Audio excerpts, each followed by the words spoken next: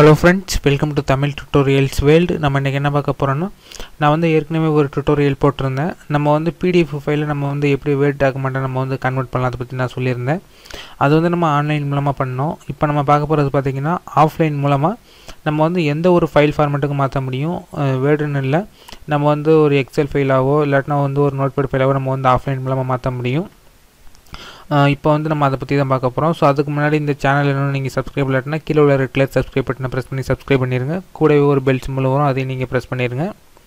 இப்போ நம்ம வந்து பிடிஎஃப் ஃபைலில் வேர்டாவோ இல்லாட்டினா நம்ம வந்து வேறு ஏதாவது ஒரு டாக்குமெண்ட் ஃபார்மேட்டுக்கு நம்ம சேஞ்ச் பண்ணுறதுக்கு நமக்கு வந்து ஒரு சாஃப்ட்வேர் தேவை. நீங்கள் வந்து நார்மல் பிடிஎஃப் ரீடர் வச்சுருந்தீங்கன்னா அதில் சேஞ்ச் பண்ண முடியாது. அதுக்கு பார்த்தீங்கன்னா இப்போ வந்து லேட்டஸ்ட்டாக ரிலீஸ் ஆகிருக்க சாஃப்ட்வேர் நான் காமிக்கிறேன். இந்த சாஃப்ட்வேரோட லிங்கை வீடியோக்கு கீழே டிஸ்கிரிப்ஷனில் நான் தரேன். இந்த லிங்கை கிளிக் பண்ணி இந்த சாஃப்ட்வேரை நீங்கள் வந்து ஃப்ரீயாகவே டவுன்லோட் பண்ணிக்க முடியும். ஸோ இந்த லிங்கில் பார்த்தீங்கன்னா நிறையா வெர்ஷன்ஸ் கொடுத்துருப்பாங்க. உங்களுக்கு எந்த வெர்ஷன் வேணுமோ அதை நீங்கள் செலக்ட் பண்ணிட்டு கீழே பார்த்தீங்கன்னா செட்டப் கொடுத்துருப்பாங்க. ஸோ நீங்கள் வந்து விண்டோஸ் யூஸர்னால் இதை கிளிக் பண்ணுங்கள், மேக் யூஸர்னால் நீங்கள் இதை கிளிக் பண்ணிக்கோங்க. சைஸை பொறுத்த வரைக்கும் பார்த்தீங்கன்னா 501 MB கொடுத்துருக்காங்க. ஸோ நீங்கள் ஜஸ்ட்டு இது வந்து இன்ஸ்டாலர் தான். ஜஸ்ட்டு நீங்கள் வந்து நெக்ஸ்ட்னு கொடுத்து நீங்கள் வந்து ஃபுல்லாக இன்ஸ்டால் பண்ணி கம்ப்ளீட் பண்ணிடுங்க. ஸோ கம்ப்ளீட் பண்ணதுக்கப்புறம் நமக்கு வந்து விண்டோ எந்த மாதிரி இருக்கும், நம்ம வந்து எப்படி ஒரு நார்மல் பிடிஎஃப் ஃபைலை நம்ம வந்து டிஃப்ரெண்ட் ஃபார்மேட்டுக்கு நம்ம வந்து சேஞ்ச் பண்ணலாம் பற்றி நான் சொல்கிறேன்.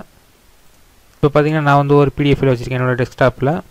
இப்போ நான் வந்து இதை தான் நான் வந்து எடிட் பண்ண போகிறேன். ஸோ எடிட் பண்ணும்போது பார்த்தீங்கன்னா நீங்கள் வந்து டேரெக்டாக அந்த பிடிஎஃப் ஃபைலை வச்சுட்டு நீங்கள் ஓப்பன் பண்ணிங்கன்னா நமக்கு வந்து அந்த பிடிஎஃப் ஃபைல் வந்து ஓப்பன் ஆகும். பார்த்தீங்கன்னா எனக்கு வந்து அந்த பிடிஎஃப் ஃபைல் ஓப்பன் ஆயிடுச்சு. இப்போ நம்ம இதை வந்து வேறு ஒரு ஃபைல் ஃபார்மேட்டுக்கு நம்ம வந்து சேஞ்ச் பண்ணணும். எப்படி சேஞ்ச் பண்ணலான்னு நான் சொல்கிறேன். ஃபைல் இந்த மெனுவை நீங்கள் சூஸ் பண்ணுங்கள். ஃபைலில் சேவர்ஸ்னு ஒரு ஆப்ஷன் கொடுத்துருப்பாங்க, இதை நீங்கள் ப்ரெஸ் பண்ணுங்கள்.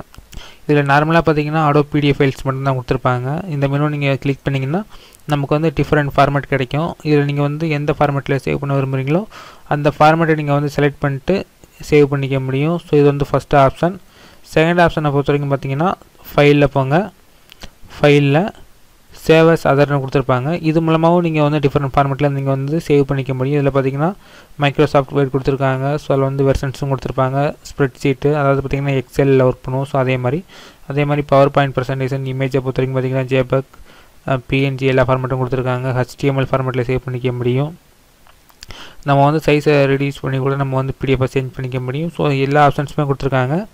நீங்கள் இந்த சாஃப்ட்வேரை மட்டும் நீங்கள் வந்து டவுன்லோட் பண்ணி நீங்கள் வந்து இன்ஸ்டால் பண்ணிட்டீங்கன்னா நம்ம வந்து டிஃப்ரெண்ட் ஃபார்மேட்டில் நம்ம வந்து சேஞ்ச் பண்ணிக்க முடியும். அதே டைம் பார்த்திங்கன்னா நம்ம வந்து புதுசாக ஒரு பிடிஎஃப் கூட நம்ம வந்து க்ரியேட் பண்ணிக்க முடியும். ஸோ அதுலேயும் டிஃப்ரெண்ட் ஆப்ஷன்ஸ் கொடுத்துருக்காங்க.